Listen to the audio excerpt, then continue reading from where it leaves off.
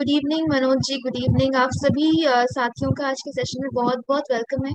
I hope आप सभी लोग जो है स्वस्थ होंगे, एकदम मस्त होंगे और काफी अच्छे से तैयारी कर ही रहे हैं। बहुत अच्छा सेशन था। मुझे अमृतसर का सेशन मैंने थोड़ा सा अटेंड किया, काफी इंटरेस्टिंग था। गुड इवनिंग आदित्य जी, लोकेश जी।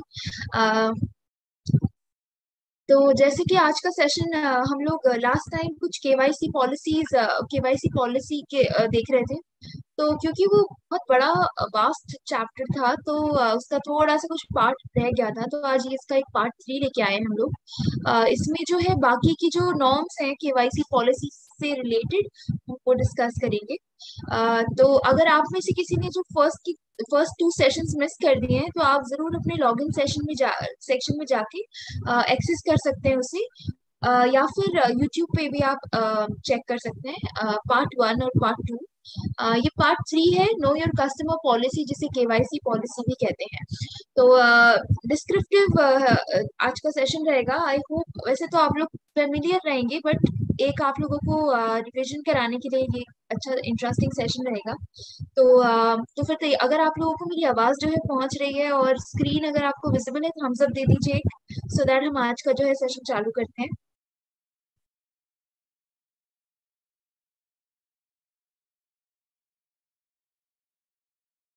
ठीक है, मनोज जी को तो मेरी आवाज आ रही है, आई होप बाकी लोगों को भी आ रही होगी। तो चलिए चालू करते हैं आज का सेशन। तो जैसे हमने देखा था, ऑपरेशनल एस्पेक्ट्स ऑफ केवाईसी हम डिस्कस कर रहे थे। थैंक यू दीपक जी, शेखर जी, अजीत जी, आप लोगों ने भी कंफर्म कर दिया है। Thank you so much. तो जैसे कि लास्ट इसके प्रीवियस सेशन में वी हैव डिस्कस्ड क्या होता है केवाईसी पॉलिसी, इसके नॉर्म्स क्या क्या होते हैं, क्या क्या केवाईसी नॉर्म्स में पार्ट्स आते हैं, कस्टमर एक्सेप्टेंस पॉलिसी, प्रोसीजर, ये सब हमने देखा। और कुछ क्वेश्चंस डिस्कस करे थे इसके प्रीवियस क्लास में। आज का हमारा एजेंडा रहेगा कि हम वायर ट्रांसफर्स क्या होते हैं उनके नॉर्म्स के बारे में पढ़ें। जो और भी अदर रेगुलेशंस हैं केवाईसी से जुड़े हुए, उनको डिस्कस करेंगे। CKYCR को डिस्कस करेंगे। ट्रांजेक्शन्स की मॉनिटरिंग कैसे करना है वो देखेंगे, और थोड़े कुछ क्वेश्चंस हैं आपके लिए, बंच ऑफ क्वेश्चंस, ताकि मैं देख पाऊँ कि आप लोग सेशन पढ़ रहे हैं कि नहीं, मतलब ध्यान से सुन रहे हैं कि नहीं। तो चलिए चालू करते हैं आज का फिर वायर ट्रांसफर से, कि वायर ट्रांसफर्स के क्या नॉर्म्स हैं और ये क्या चीज है। सबसे पहले देख लेते हैं केवाईसी के एस्पेक्ट से। आवाज दीपक जी को मेरी सही से नहीं आ रही है। एक बार आप प्लीज अगर वापस से एग्जिट होके वापस करके देखिएगा, क्योंकि मेरे तरफ से वाईफाई इज गुड। तो एक बार आप चेक कर लीजिएगा। बाकी लोगों को मेरी अगर आवाज ठीक से आ रही है तो बता, तो अगर नहीं आ रही है तो आप मुझे चैट में बता सकते हैं। तब तक मैं मान के चल रही हूँ कि आप लोगों को आवाज जो है मेरी ठीक से आ रही है। तो मैं यहाँ पर, ठीक है, thank you so much, Lokesh ji ने कह दिया है ओके। तो चलिए वायर ट्रांसफर्स, जैसे कि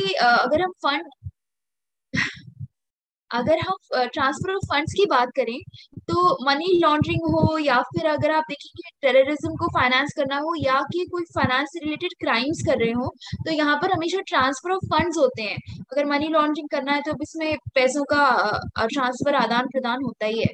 तो जैसे जैसे टेक्नोलॉजी बढ़ रही है और हमारे फाइनेंशियल सिस्टम में हम जितनी ज्यादा टेक्नोलॉजी को इन्वॉल्व कर रहे हैं, तो उसके लिहाज से वायर ट्रांसफर्स आजकल काफी कॉमन हो गए हैं, बहुत उसका इम्पोर्टेंस बढ़ गया है। तो इसलिए रिस्क भी बढ़ गया है कि अगर वायर ट्रांसफर्स हो रहे हैं, तो मनी लॉन्ड्रिंग हो या टेररिस्ट फंडिंग हो या फाइनेंशियल क्राइम्स हो, तो वायर ट्रांसफर के थ्रू ये भी इसका बहुत हाई रिस्क हो गया है।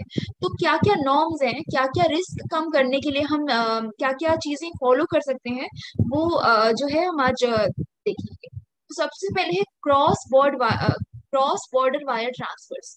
तो ऑल सच ट्रांजेक्शन्स जिसमें क्रेडिट या डेबिट कार्ड है, उन उनमें अकाउंट नंबर या यूनिक रेफरेंस नंबर जो है वो, this does not apply to transfers where both the remitter and beneficiary are bank या फाइनेंशियल इंस्टीट्यूशन। ये उन लोगों के लिए लागू नहीं होता जब जब ट्रांसफर जो है बैंक और फाइनेंशियल रेमिटर या बैंक्स के बीच में या फाइनेंशियल इंस्टीट्यूशंस के बीच में हो रहा है, तो फिर ये यूनिक नंबर या अकाउंट नंबर की जरूरत नहीं है, तो इसे क्रॉस बॉर्डर वायर ट्रांसफर्स कहेंगे। नेक्स्ट है डोमेस्टिक वायर ट्रांसफर।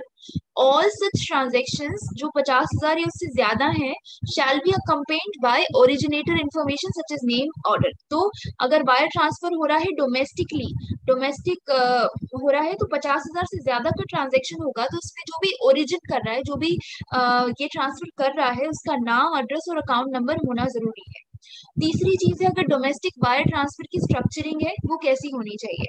अगर कोई कस्टमर है, देख रहे हैं कि इंटेंशनली वो वायर ट्रांसफर को 50,000 से ज्यादा अगर उसका ट्रांजेक्शन है, तो रिपोर्ट या मॉनिटरिंग से हटाने के लिए जानबूझ के कुछ स्ट्रक्चरिंग कर रहा है, कुछ उसमें फेरबदल कर रहा है, तो इसका आइडेंटिफिकेशन करना है।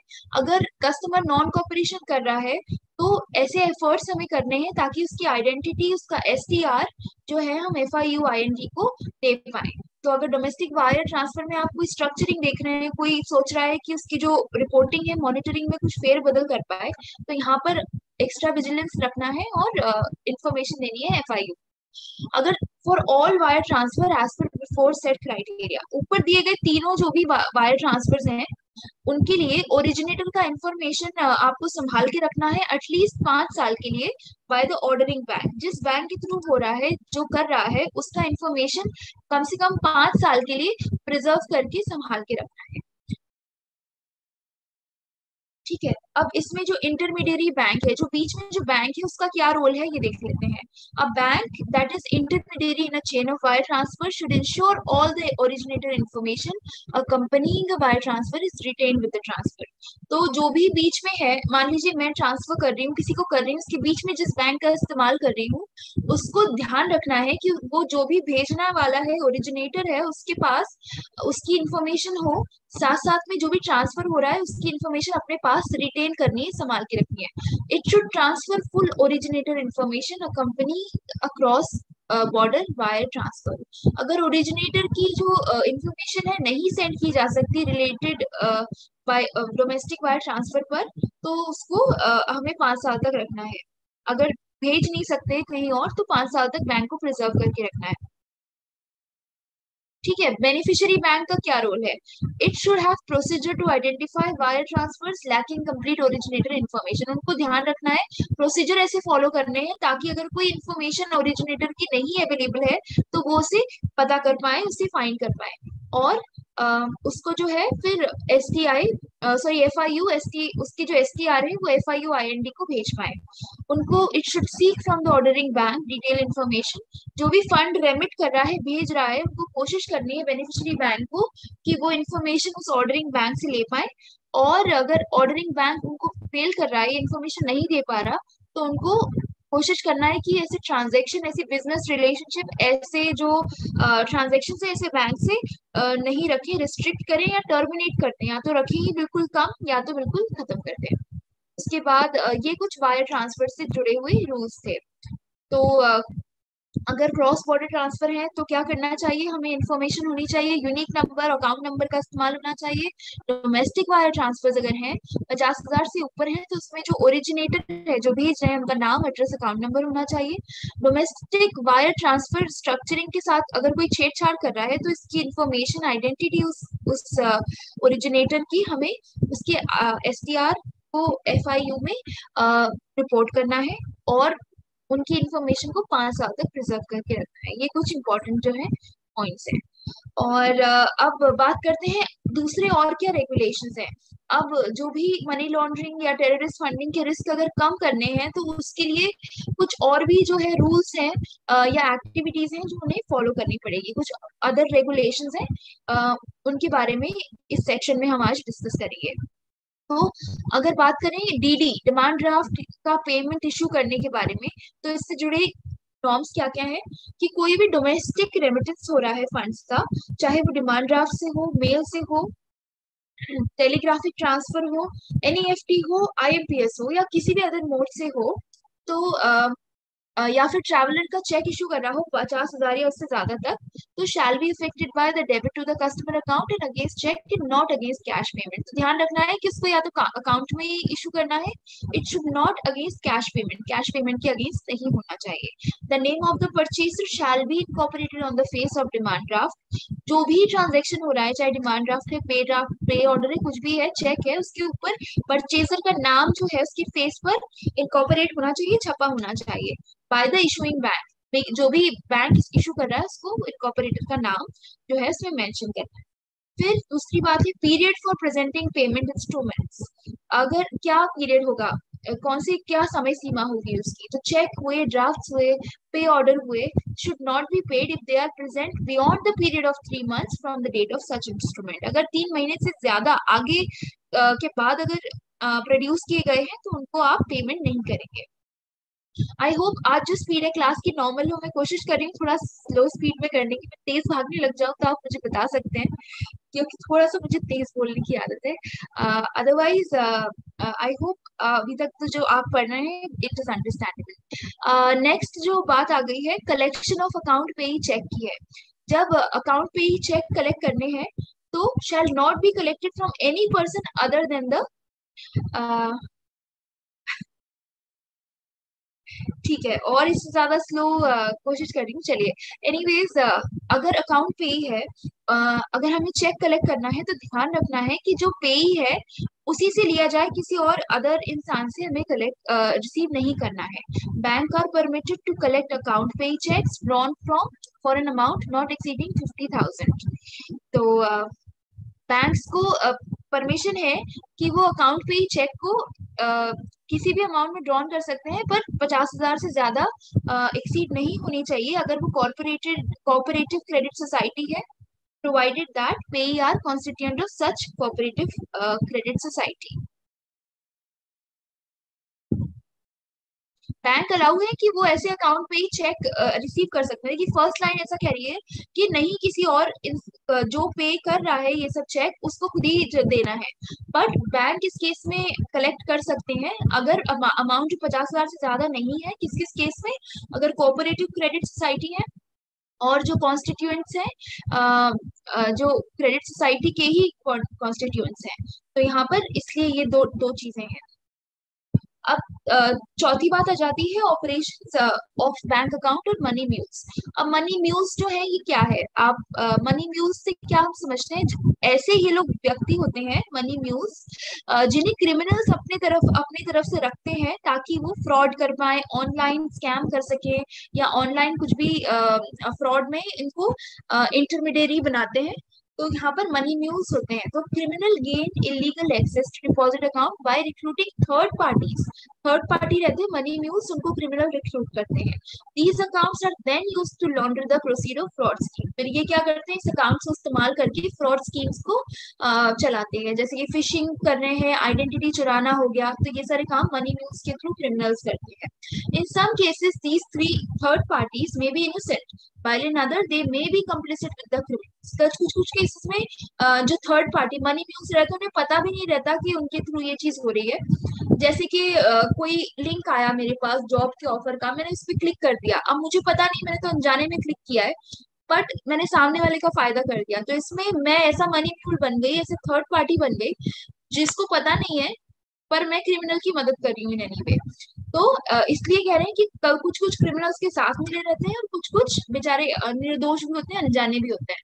तो in a money mule transaction एक individual bank account is recruited to receive cheque deposit और wire transfers and then transfer these fund to account held on behalf of another person. तो सेल्फ एक्सप्लेनेटरी है ये। Money mule की transaction में एक individual रहता है, उसका बैंक अकाउंट बनाते हैं जिसमें वो किसी से चेक लेता है और फिर अपने अकाउंट से उसको आगे ट्रांसफर करता है। तो मनी म्यूल्स बहुत अलग अलग वैरायटी के मेथड से आपको फंसा सकते हैं। जैसे कि मैंने कहा स्पैम ईमेल्स हो गए, कुछ ऐसे एडवर्टाइजमेंट आ गए कि आपने करोड़ों की लॉटरी जीती है, ये लिंक पे क्लिक कीजिए, या आपको मतलब आजकल फोन्स पे भी बहुत सारे ऐसे फ्रॉड्स होते हैं। और कुछ जेन्युइन रिक्रूटमेंट वेबसाइट बना रहे हैं, सोशल रिक्रूटमेंट साइट्स के थ्रू ये जो है मतलब अलग अलग अलग वैरायटी का इस्तेमाल करते हैं। उसके बाद many a times the address and contact details of such person are found question निकाल दोगे? और not up to date. Question से आ गया तो बता दोगे? केवाईसी से, ये केवाईसी सिखाया रही। आदित्य जी अपना माइक म्यूट कर लीजिएगा, थैंक यू। ओके। तो So many a times the address and contact details of such persons are found to be fake and not up to date, making it difficult for enforcement agencies to locate the account holder. क्योंकि सब गलत identity का इस्तेमाल करते हैं तो ऐसे accounts को हम नहीं देख पाते हैं या नहीं पता कर पाते। अगर हमें ये रिस्क को कम करना है मनी म्यूल्स के, तो इसलिए इम्पोर्टेंट है कि हम इंस्ट्रक्शंस को प्रॉपरली फॉलो करें, जो भी अकाउंट ओपनिंग के टाइम पर इंस्ट्रक्शंस दिए जाते हैं, और मॉनिटरिंग ऑफ द ट्रांजैक्शन से रिलेटेड जो भी रूल्स हैं उसको ध्यान से हम लोग फॉलो करें। आरबीआई ने सबको कॉशन करा है कि ऐसा कोई भी अकाउंट ओपन नहीं हो जो कि मनी म्यूल का हो, इसलिए it shall be deemed that the bank has not complied with KYC direction of. तो आरबीआई ने ऐसा कॉशन करा है, ऐसा बताया है कि अगर कोई बैंक जो है केवाईसी डायरेक्शन का इस्तेमाल सही से नहीं करता, तभी वो मनी म्यूल ट्रांजैक्शन उसके बैंक में ओपन किए जाते हैं और ऑपरेट किए जाते हैं। तो इसके लिए जरूरी है, इसको अवॉइड करने के लिए कि मनी म्यूल्स नहीं हो, आप प्रॉपर केवाईसी की जो मॉनिटरिंग गाइडलाइंस है या जो भी ओपनिंग ऑफ अकाउंट के इंस्ट्रक्शंस है उनको मतलब कॉशनली फॉलो करें। और अगर आप लोग रिव्यू करना चाहते हैं ये मॉनिटरिंग कैसे होता है क्या होता है, पार्ट 2 के सेशन को दोबारा जाके एक बार इसका पीडीएफ एक्सेस कर सकते हैं। तो अब यहाँ पर अदर ऑपरेशंस की बात में कोटिंग ऑफ पैन की बात आ गई, पैन कार्ड की। इनकम टैक्स रूल 114 के अकॉर्डिंग पैन या उससे इक्विवेलेंट ई डॉक्यूमेंट कस्टमर से लिया जाता है वेरीफाई करने के लिए कि वो जो भी ट्रांजेक्शन कर रहा है। हाँ, तो जिसमें सारे ही अलग अलग टाइप के बैंकिंग ट्रांजेक्शन आते हैं। Several of these transaction pertain to banking activity. तो if a customer does not have a PAN, form 60 should be obtained. तो ये तो सेल्फ एक्सप्लेनेटरी है फिर से, क्योंकि अगर कोई कस्टमर जो है पैन कार्ड नहीं है तो उसका इक्विवेलेंट बराबर ई डॉक्यूमेंट हमें उससे लेना है या फिर फॉर्म 60 उस इंसान से कलेक्ट करना है। सेलिंग थर्ड पार्टी प्रोडक्ट, जब भी थर्ड पार्टी प्रोडक्ट को हम बेच रहे हैं तो बैंक जो है एक एजेंट की तरह काम करता है। उसको क्या क्या ध्यान रखना है कि वेरीफाई करना है एड्रेस, जो भी वॉक इन कस्टमर्स हैं उनका, उनकी आइडेंटिटी को, उनके एड्रेस को वेरीफाई करना है अगर वो 50,000 रुपए से ज्यादा का जो है ट्रांजेक्शन कर रहे हैं तो। दूसरी बात ध्यान रखने की ये है कि ट्रांजैक्शन डिटेल्स जो भी हैं रिकॉर्ड से रिलेटेड उनको जैसे भी प्रिस्क्राइब किया गया है उस हिसाब से मेंटेन करना है। कहीं 3 साल दिया है, कहीं 5 साल दिया है, उस हिसाब से उन ट्रांजैक्शन डिटेल्स को हमें सहेज के रखना है। तीसरा, एएमएल सॉफ्टवेयर जो कि एंटी मनी लॉन्ड्रिंग सॉफ्टवेयर है, वो क्या करता है, वो कैप्चर कर सकता है या फिर कोई भी अलर्ट दे सकता है हमें अगर कोई सीटीआर या एसटीआर के रिलेटेड कोई ट्रांजैक्शन अगर है तो। अलर्ट देने के लिए हमें एएमएल सॉफ्टवेयर का इस्तेमाल करना चाहिए, और जिसका इस्तेमाल कर रहे हैं उसके पास ये सब फीचर्स होने चाहिए कि कोई ऐसी कोई चीज होती है तो वो हमें उस ट्रांजैक्शन को रिकॉर्ड करके एनालाइज करके अलर्ट दे पाए।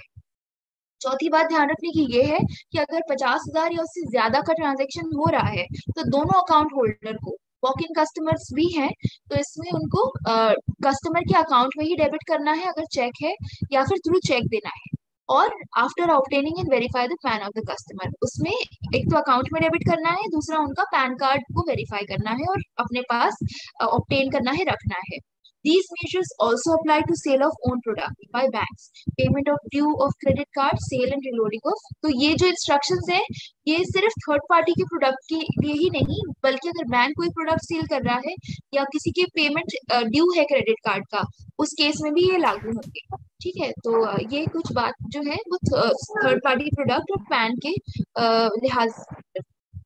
नेक्स्ट जो है एट पार चेक फैसिलिटी, जो कोऑपरेटिव बैंक के द्वारा इस्तेमाल की जाती है। दीपक जी प्लीज अपना जो है क्या माइक जो है म्यूट कर लीजिएगा, थैंक यू सो मच। क्या? तो दीपक जी प्लीज अपना माइक म्यूट कर लीजिएगा, थैंक यू। यहाँ ना खाना चाहती है।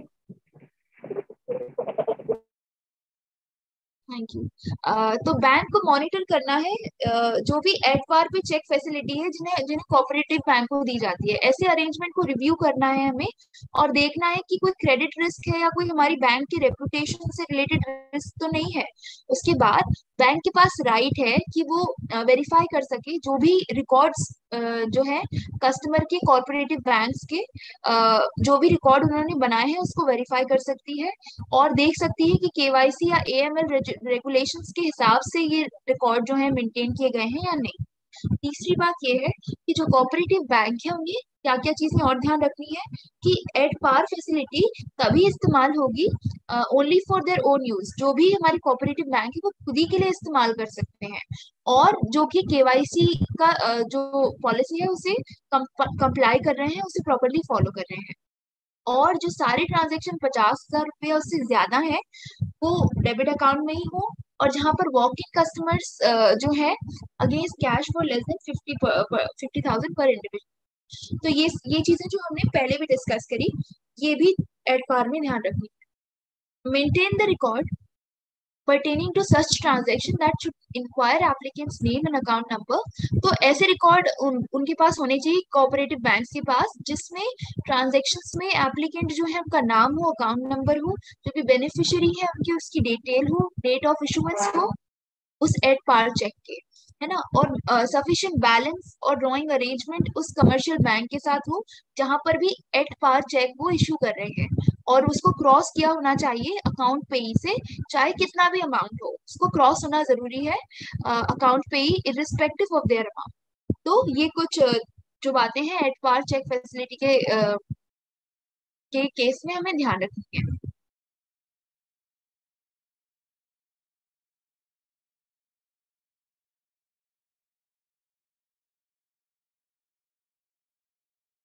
एट पार वो चेक होते हैं जिसमें कोई भी चार्ज जो है बैंक के द्वारा डिडक्ट नहीं किया जाता, अगर आप अकाउंट में आपके क्रेडिट हो रहा हो ना तो कोई चार्जेस नहीं करते, तो ऐसे एट पार चेक्स होते हैं। चाहे आपका अकाउंट किसी भी ब्रांच में हो, अलग सिटी में भी हो, और चाहे कहीं और भी इशू किया गया हो, तो एट पार चेक में आपको कोई चार्ज नहीं डिडक्ट होता जब भी क्रेडिट हो रहे हैं वो आपके अकाउंट। ठीक है।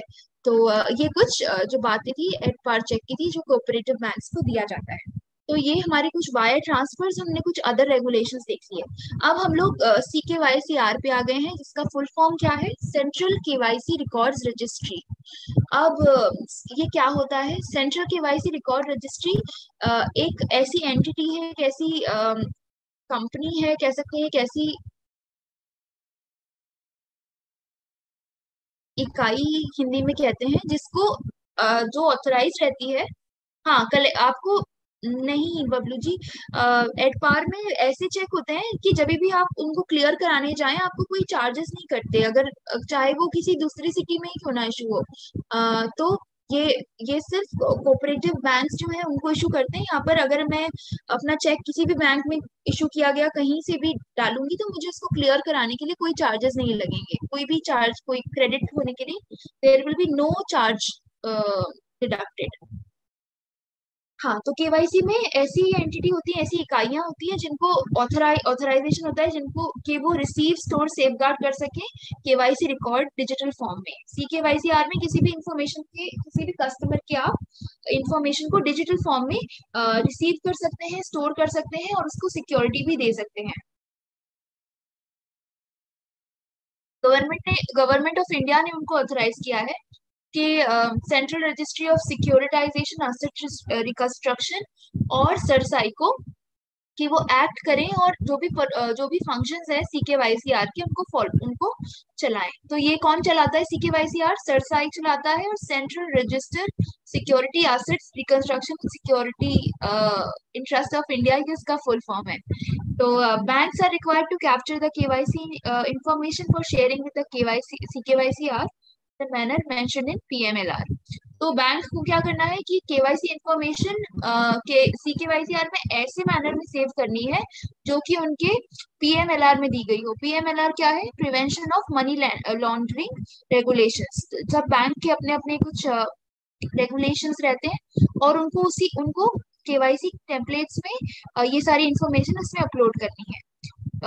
Know your client identifier, KYC identifier क्या होता है, एक यूनिक नंबर होता है, कोड होता है, जो कि कस्टमर को असाइन होता है। कौन करता है? Central KYC R, CKYC assign करता है। सेंट्रल ऑपरेशन एस्पेक्ट जो भी है CKYC की, वो क्या क्या है अब हम देखेंगे। बैंक्स को are required to upload regularly on CKYC the KYC data pertaining to all individual account. तो बैंक्स को जरूरी है कि वो उन सभी कस्टमरों का इंडिविजुअल अकाउंट्स का डेटा अपलोड करें CKYC में, जो कि 1 जनवरी 2017 पर या उसके बाद बने गए हैं। और बैंक्स को ये जो रिकॉर्ड्स हैं लीगल एंटिटीज के भी जो रिकॉर्ड्स इनको रेगुलरली अपलोड करने रहते हैं, जो 1 अप्रैल 2021 के बाद या 1 अप्रैल 2021 में बनाए गए। तो ऐसे सब अकाउंट्स का इंफॉर्मेशन रेगुलरली आपको CKYC में अपलोड करना है। अगर अकाउंट इंडिविजुअल के हैं जो कि 1 जनवरी 2017 के पहले बने हैं, और ऐसे लीगल एंटिटीज हैं जो 1 अप्रैल 2021 के पहले बने हुए हैं, तो इनके जो केवाईसी इनके जो KYC रिकॉर्ड है वो एक पीरियोडिक अपडेशन होगा। मतलब रेगुलरली नहीं करने, थोड़े थोड़े समय सीमा में थोड़े थोड़े पीरियोडिक अपडेशन इसमें करने पड़ेंगे। और तीसरी बात जो ध्यान में रखने की है, KYC information should be uploaded with in 10 days of commencement of account based relationship with the customer. 10 दिन के अंदर होना चाहिए। जब भी अकाउंट का कमेंसमेंट हुआ उसके 10 दिन के भीतर होना चाहिए। और bank should communicate KYC identify to the customer, और बैंक को जरूरी है कि वो अपने कस्टमर को भी इस चीज की जानकारी प्रदान करें। If for establishing account based relationship, a customer submit a KYC identifier with an explicit consent to download records from the bank shall retrieves। तो अगर मान लीजिए अगर ये जब अकाउंट ओपन हो रहा है तब कोई कस्टमर आपको क्या कहते हैं कंसेंट दे रहा है कि आप मेरे जो इन्फॉर्मेशन है CKYC से डाउनलोड कर लीजिए, तो बैंक जो है ऑनलाइन भी KYC उनके रिकॉर्ड्स ले सकता है। The customer shall not be required to submit KYC record और एनी आइडेंटिकल डॉक्यूमेंट अनलेस इसके अब क्या है, अगर कस्टमर ने आपको कंसेंट दे दिया है, परमिशन दे दी है कि आप डाउनलोड कर लीजिए, तो बैंक जो है रिसीव तो कर सकता है, बट कस्टमर तब तक आपको KYC अपने डॉक्यूमेंट नहीं देगा जब तक कोई उसके जो अभी जो मान लीजिए रिसेंट में उसने जो इन्फॉर्मेशन दी है तब उसमें कोई चेंज हुआ हो, तभी उसको देना पड़ेगा एडिशनल डॉक्यूमेंट। उसके बाद करंट एड्रेस अगर चेंज हुआ हो तो the bank consider it necessary in order to verify the identity और कस्टमर। हाँ, तो ऑनलाइन के केस में तब तक उसको कस्टमर को अपना डॉक्यूमेंट दोबारा जमा करने की जरूरत नहीं है जब तक वो अपना जो एड्रेस चेंज है वो ना हुआ हो उसका, या फिर कोई इन्फॉर्मेशन चेंज नहीं हुई हो, या फिर जब तक बैंक को शक हो अगर उस पे वो दोबारा से आइडेंटिफाई करना चाहते हैं कि कौन कस्टमर है और ड्यू डिलिजेंस परफॉर्म करना चाहते हैं, उसका रिस्क प्रोफाइल जो है उसको चेक करना चाहते हो, तभी बैंक इस केस में उनसे दोबारा से KYC रिकॉर्ड मांगेगा। ठीक है, I hope this is clear. अब आ जाते हैं मॉनिटरिंग ऑफ ट्रांजेक्शन पर।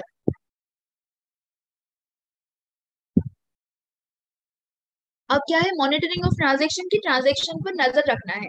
ये एक ऐसी रूल है जो कि बैंक को करना ही पड़ेगा, और ये जो है FIU द्वारा बताई गई है कि आपको इसको फॉलो करना ही है।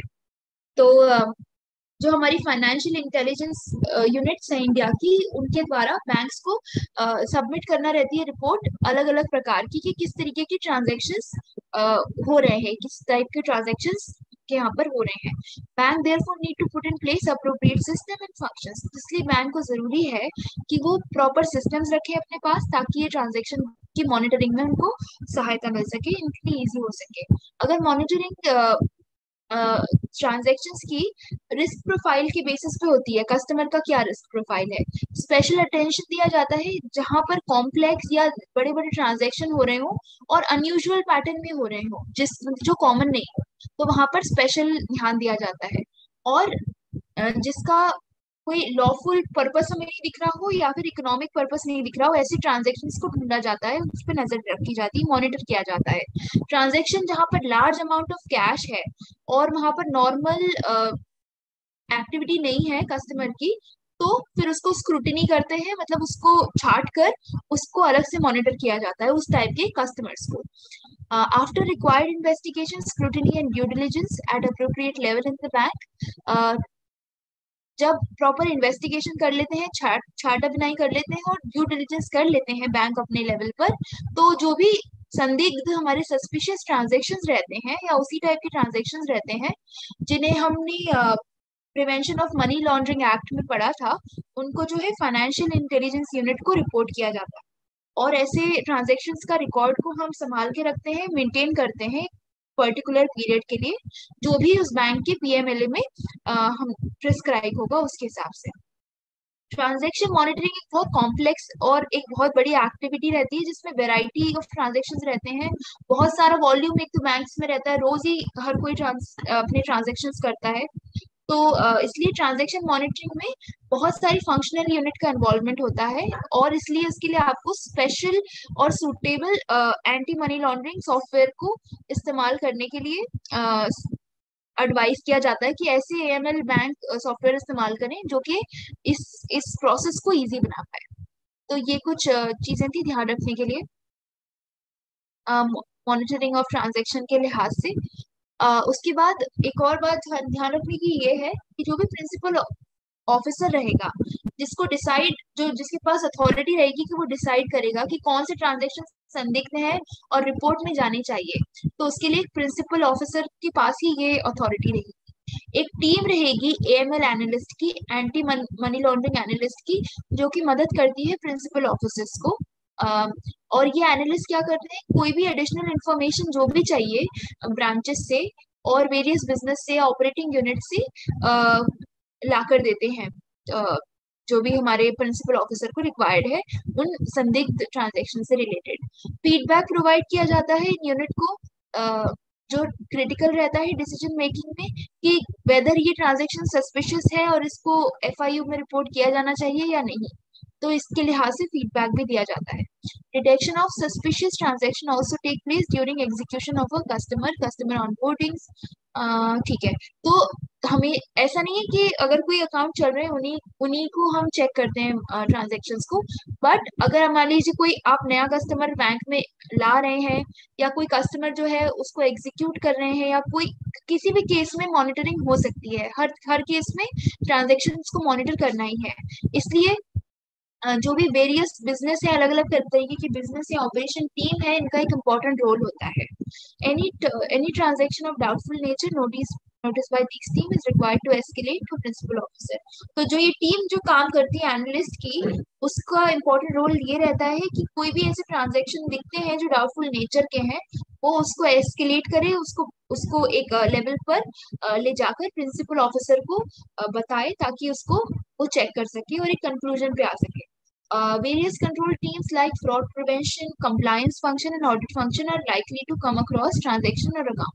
तो और भी अलग अलग टीम जो रहती है, फ्रॉड प्रिवेंशन टीम देखा होगा आपने, ऑडिट फंक्शन से रिलेटेड टीम जो रहती है, उनका भी यही काम रहता है कि ऐसे ट्रांजेक्शन्स पे नजर रखें और डाउटफुल ट्रांजेक्शन्स को रिपोर्ट कर सके प्रिंसिपल ऑफिसर को। और डिसीजन कौन लेता है आखिर में, प्रिंसिपल ऑफिसर लेता है कि ऐसे ये ये ट्रांजेक्शन सस्पिशियस है या नहीं और इनको रिपोर्ट करना है या नहीं, तो प्रिंसिपल ऑफिसर के पास ही पूरा डिसीजन रहता है। अब बात करते हैं ट्रांजैक्शंस और सस्पिशियस ट्रांजैक्शन से हम क्या समझते हैं। बहुत सारे लोगों को लगता है कि कौन से ट्रांजैक्शंस होंगे और कौन से सस्पिशियस ट्रांजैक्शंस होंगे या संदिग्ध ट्रांजैक्शंस होंगे। अगर मनी लॉन्ड्रिंग एक्ट की बात करें, PMLA prevention of money laundering act, तो ट्रांजैक्शन के अंदर बहुत सारी एक्टिविटीज आती हैं जो कि बैंक के द्वारा की जाती है। तो इसमें टर्म्स में कोई भी परचेज ट्रांजैक्शन से हम क्या समझेंगे, meaning a purchase, sale, loan, pledge, gift और द अरेंजमेंट देयर ऑफ, जिसमें ऐसा कोई भी परचेज, सेल, लोन हो, प्लेज हो, जिसमें क्या है, कोई अकाउंट खुल रहा हो, कोई डिपॉजिट, विड्रॉल, एक्सचेंज हो रहा हो ट्रांसफर का, चाहे वो कैश से हो, चेक से हो, ऑनलाइन हो या नॉन नॉन फिजिकल मीन से हो, या फिर कोई सेफ्टी बॉक्स या कोई other form of safe deposit का इन्वॉल्वमेंट हो। ट्रांजेक्शन्स में बात कर रहे हैं कि क्या क्या चीजें आ सकती है, कोई ऐसी पेमेंट जो रिसीव की गई हो हाफली या फुल या कॉन्ट्रेक्चुअल बेसिस पे, तो ये सब ट्रांजेक्शन में आते हैं। और सस्पिशियस ट्रांजेक्शन की बात करें तो इसकी कोई स्पेशल प्रिसाइज या कोई अलग से दी गई डेफिनेशन नहीं है, पर एक इंडिकेटिव डिस्क्रिप्शन है, मतलब एक तरीके से इंडिकेशन दिया गया है कि किस किस चीजों को आप जो है सस्पिशियस या संदिग्ध ट्रांजैक्शन के अंदर कंसिडर कर सकते हैं। सस्पिशियस ट्रांजैक्शन का मतलब है ऐसा ट्रांजैक्शन जिसमें कोई अटेम्प्टेड ट्रांजैक्शन हो, चाहे वो कैश में हो या नहीं हो, जहां पर पर्सन जो है गुड फेथ में एक्ट कर रहा हो, पर ऐसी चीजों को वो ऐसे संदेह पैदा कर रहा हो कि शायद ये जो है offence specified in schedule to the acts regardless of the value involve. कभी कभी ऐसे एक्शंस, ऐसे ट्रांजैक्शंस में इन्वॉल्व हो जो कि हमारे पीएमएलए के अकॉर्डिंगली डाउट पैदा कर रहा हो, तो उन्हें सस्पिशियस ट्रांजैक्शन कह सकते हैं। कोई अनयूजुअल या अनजस्टिफाइड उसमें कॉम्प्लेक्सिटी हो, कुछ ऐसा अनयूजुअल ट्रांजैक्शन हो जो कि नॉर्मली देखने को नहीं मिलता, या फिर आप उसको जस्टिफाई नहीं कर पा रहे इकोनॉमिकली कि बहुत बहुत बड़े नंबर का हो, या फिर आपको ऐसा संदेह हो रहा हो कि जो पैसे हैं ये टेररिस्ट फंडिंग के लिए इस्तेमाल किए जा रहे हैं, या फिर एक रीजनेबल ग्राउंड अगर हमें मिल रहा हो, तो क्योंकि इसमें एक कोई फिक्स डेफिनेशन नहीं है, तो जब भी आपको ऐसा कोई ट्रांजेक्शन दिखता है जो कि नॉर्मल से अलग हो, तो आपको उसको स्पेशल मॉनिटर करना है।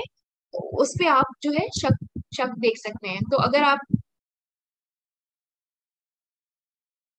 के ब्रांच में कुछ ऐसा अनयूजुअल है, कोई कोई बिना रीजन के कोई बड़ा ट्रांजेक्शन हो रहा हो, तो उसे हम सस्पिशन ट्रांजेक्शन के अंदर कंसिडर कर सकते हैं। तो ये अब बात करते हैं रिकॉर्ड मैनेजमेंट की। तो अभी तक हमने क्या क्या देख लिया, अदर रेगुलेशंस देख लिए, वायर ट्रांसफर्स देख लिए, कि मॉनिटरिंग कैसे करना है ये समझ लिया। अब रिकॉर्ड, अब जो क्योंकि बार बार ये लोग कह रहे हैं कि रिकॉर्ड मेंटेन करिए, रिकॉर्ड मेंटेन करिए, तो अब रिकॉर्ड का मैनेजमेंट कैसा होना चाहिए, तो उसके लिए क्या रूल्स हैं या क्या नॉर्म्स दिए गए हैं। प्रोविजन जो है पीएमएलए पीएमएलआर के, वो कह रहे हैं बैंकों को कि आप रिकॉर्ड मेंटेन करिए प्रिस्क्राइब्ड मैनर्स में। तो इसके लिए क्या क्या चीजें हमें ध्यान रखनी है। तो पहली बात तो ये है कि maintain all necessary record of transaction between the bank and customer, चाहे वो डोमेस्टिक हो इंटरनेशनल हो, सारे रिकॉर्ड जो है बैंक और कस्टमर के बीच में हो रहे हैं, आपको उनको मेंटेन करना है।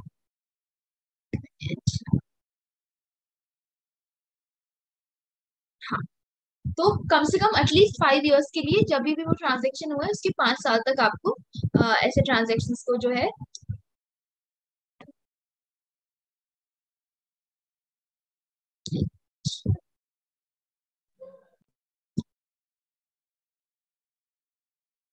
तो मेंटेन करना है। उसके बाद दूसरा कह रहा है preserve the record pertaining to the identification of customer in the address while opening the account।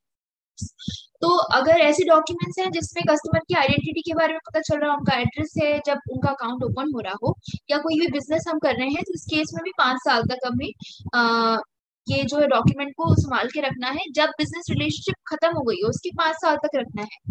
और make available the identification record data to the competent authority, introduce a system under the rule 3 of prevention money।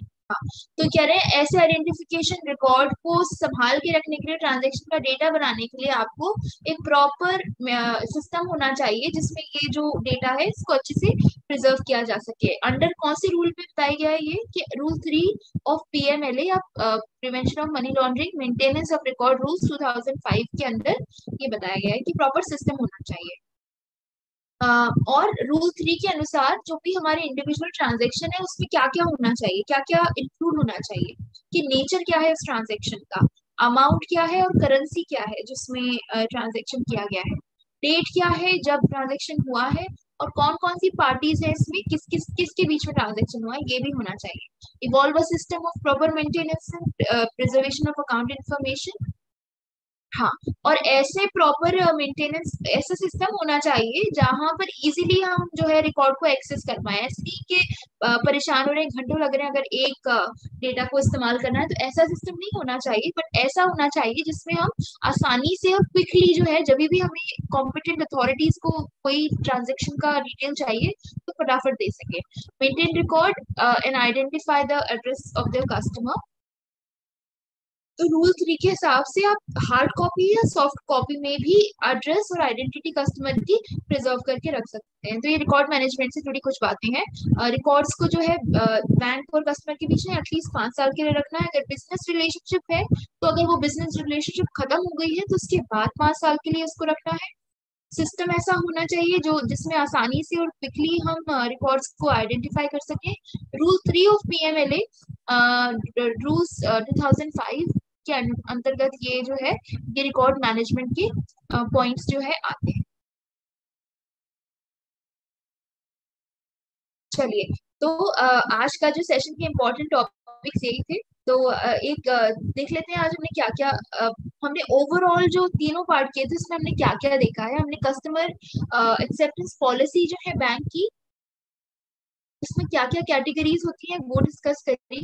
Banks को क्या are required to identify customer, banks को जरूरी है कि वो अपने customers को पहचाने, उनको आइडेंटिफाई करें प्रोसीजर्स इस्तेमाल करके, और प्रिस्क्राइब डॉक्यूमेंट्स उनसे लिए जाएं। ऑफिशियल वैलिड डॉक्यूमेंट्स, उनके जो भी इंडिविजुअल कस्टमर है उनका एक कम से कम ऑफिशियल वैलिड डॉक्यूमेंट वेरीफाई होना चाहिए, और कॉपी उसकी आइडेंटिटी की और एड्रेस प्रूफ की हमें रखनी है। सिमिलर अप्रोच बेनिफिशियल ओनर्स और ऑथराइज सिग्नेटरीज जो भी है लीगल एंटिटीज के लिए, उनके लिए भी फॉलो करना है।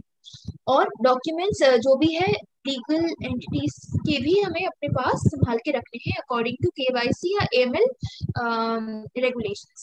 बैंक को क्या करना है, जब भी थर्ड पार्टी से हमारा कुछ भी इंटरेक्शन हो रहा है, इंगेज हो रहे हैं हम, तो उसमें कस्टमर का आइडेंटिफिकेशन करना है। आप ऑनलाइन प्रोसेस का इस्तेमाल कर सकते हैं, जैसे कि इंडिविजुअल्स के लिए ई केवाईसी कर सकते हैं, ऑथेंटिकेशन जैसे ई केवाईसी के थ्रू आजकल होता है, डिजिटल केवाईसी के थ्रू कर सकते हैं, या पीसीआईपी कर सकते हैं, वीडियो के थ्रू भी कस्टमर को वेरीफाई कर सकते हैं। Various operational guidelines have been issued prohibiting payments of third party check information। तो आज जैसे कि हमने पढ़ा कि बहुत सारी गाइडलाइंस हैं जो वायर ट्रांसफर से रिलेटेड है। थर्ड पार्टी चेक है, अगर चाहे वो डोमेस्टिक हो, क्रॉस बॉर्डर वायर ट्रांसफर हो, पेमेंट ऑर्डर या डिमांड ड्राफ्ट के से रिलेटेड हो, तो ये सब चीजें जो है आप लोगों ने आज के सेशन में देखी। CKYCR में हमको रेगुलर बेसिस पे इंडिविजुअल के रिकॉर्ड्स मेंटेनेंस करने रहते हैं। अगर वो 2017 के बाद अकाउंट्स बने हो, और 2021 अप्रैल अगर वो लीगल एंटिटीज हो, तो उनके हमें अकाउंट्स जो है रेगुलरली CKYCR में अपलोड करने रहते हैं। बैंक्स को ट्रांजैक्शंस मॉनिटर करने की जरूरत है, और अगर कोई सस्पिशियस ट्रांजैक्शन है तो उसे फाइनेंशियल इंटेलिजेंस यूनिट को रिपोर्ट करने की जरूरत है। इसके बारे में हमने चर्चा करी। और इसी यही कुछ केवाईसी के जो हमारे एस्पेक्ट्स थे। आई होप आप सभी लोगों को समझ में आया होगा। तो कुछ क्वेश्चंस हैं आपके लिए, छोटे ज्यादा नहीं, थोड़े बहुत। तो फटाफट आपको चैट में जवाब देना है इन क्वेश्चंस का, और बस यहीं पर आज का जो है सेशन जो है हम एंड करेंगे। चलिए, तैयार हैं आप लोग क्वेश्चंस के लिए? कोई डाउट हो तो आप पूछ सकते हैं। और ये जो आपको वीडियो है, पीडीएफ है, आपके लॉगिन सेक्शन में मिल जाएगा। जब भी अपलोड होता है वीडियो या ये, तो आपको एक नोटिफिकेशन भी आता होगा। अगर आपको ढूंढने में दिक्कत हो, वैसे तो आसानी से मिल जाएगा, अदरवाइज आप वो नोटिफिकेशन के थ्रू भी ये पीडीएफ को दोबारा से रीड कर सकते हैं। चलिए, तो पहला क्वेश्चन है आपके सामने, ये रहा। Customer acceptance policy of a bank should state that the bank will not open an account in what. Very easy PC question, बहुत ही आसान से क्वेश्चन है, आपको 15 सेकंड मिलेंगे, फटाफट जवाब देना है। कस्टमर एक्सेप्टेंस पॉलिसी के अनुसार बैंक कौन से आप अकाउंट को नहीं ओपन करते? थर्ड पर्सन के द्वारा खुला गया हो, पर्सनल इंटरमीडिएरी द्वारा खुला गया हो, बेनामी नाम पे, या फिर विदाउट अ पैन। बताइए कौन से अकाउंट को नहीं ओपन कर सकते as per customer acceptance policy. ठीक है, अभिषेक जी ने कह दिया सी, अजीत जी कह रहे हैं ए। सी जो है बेनामी नेम, और ए ऑप्शन कह रहा है जो कि कोई तीसरा पर्सन या किसी के बिहाफ पे कोई अकाउंट होल्डर जो है कोई थर्ड पर्सन चला रहा हो। ठीक है, दिनेश जी, दिनेश्वर जी, अशोक जी कह रहे हैं सी। विशाल जी कह रहे हैं ABC। ठीक है, आदित्य जी कह रहे हैं सी। ठीक है, तो यहाँ पर जो है हमारा जो सही जवाब है वो है सी। दीपक जी भी कह रहे हैं सी। देखिए, कस्टमर एक्सेप्टेंस पॉलिसी के अनुसार जो है विदाउट पैन हम बना सकते हैं, अकाउंट एक्सेप्ट कर सकते हैं, उसके बदले फॉर्म 60 लेंगे। और कोई प्रोफेशनल इंटरमीडिएरी है, उसका क्लाइंट है, उसके लिए भी अकाउंट तो ओपन हो सकता है, हमने देखा था। और मेरे बिहाफ पे, मैं अकाउंट होल्डर हूँ, मेरे बिहाफ पे कोई थर्ड पर्सन अगर चला रहा है तो इसमें भी इधर इधर सर्वाइवर के केस में हम ऐसा कर सकते हैं, कोई अगर दो लोग जुड़े हैं तो ट्रांजेक्शन कर सकते हैं, बट बेनामी नाम पर हम अकाउंट नहीं खोल सकते। कोई बेनामी नाम पर या कोई किसी और के नाम पर या अकाउंट जो है नहीं खोल सकते, कस्टमर एक्सेप्टेंस पॉलिसी में भी, और ऐसे भी नहीं खोल सकते। तो यहाँ पे which makes C the right answer. चलिए आ जाइए नेक्स्ट पे। Customer identification required to be done for international transfer of funds of. आपको बताना है अगर इंटरनेशनल ट्रांसफर है कितने अमाउंट का, तो हमें कस्टमर को आइडेंटिफाई करना रहेगा। शाल जी कह रहे हैं ए 50,000 एंड अबव। वैसे ए और सी लगभग लगभग सेम ही है, ओवर 50,000 और 50,000 एंड अबव, तो थोड़ा सा डिफरेंस है। 50,000 या उससे ज्यादा, और सॉरी बी, अच्छा ऊपर नीचे हो गया, ए सी बी डी हो गया ये। और थर्ड ऑप्शन जो है कह रहा है ओवर 50,000, मतलब कि 50,000 से ही ज्यादा। तो दीपक जी कह रहे हैं सी, दिनेश जी कह रहे हैं सी, बाकी सभी साथी कह रहे हैं ए 50,000 एंड अबव।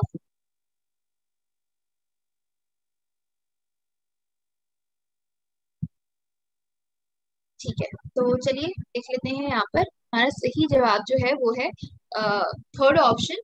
ओवर 50,000 रुपये से ज्यादा का इंटरनेशनल ट्रांजेक्शन होगा, 50,000 तक है तो ठीक है, अगर पर उसे 50,000 से ज्यादा होगा तो कस्टमर को आइडेंटिफाई करने की जरूरत है इन case of international transfer of fund. जब अंतरराष्ट्रीय ट्रांजेक्शन हो रहा हो तो ओवर 50,000 में कस्टमर को आइडेंटिफाई करने की जरूरत है। तो आ जाते हैं नेक्स्ट पर। इन case of NRIs for the purpose of opening an account, a copy of KYC document may be certified by. NRI का अकाउंट खोलना है तो केवाईसी डॉक्यूमेंट को किसके द्वारा वेरीफाई करने की या होने की जरूरत है?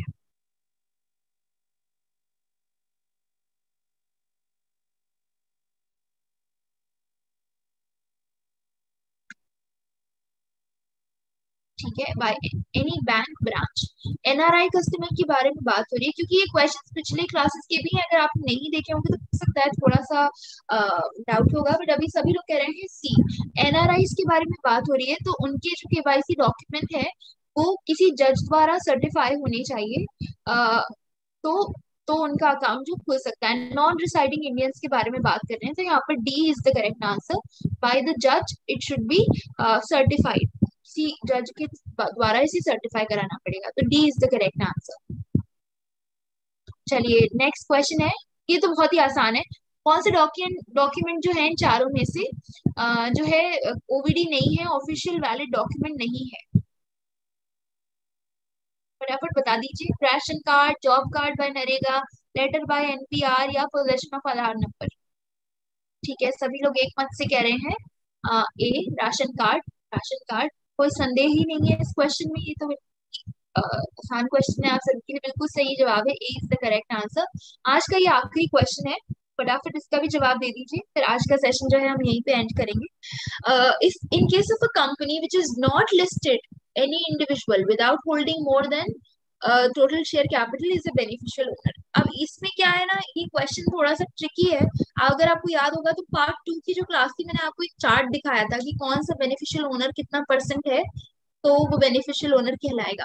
तो जिन्होंने नहीं करी है ये क्लास, तो थोड़ा सा आपको शायद दिक्कत होगी, अदरवाइज जिन्होंने करी है वो बता सकते हैं। तो डी कह रहे हैं विशाल जी, शेखर जी कह रहे हैं 15%, 25%। ठीक है, ए डी।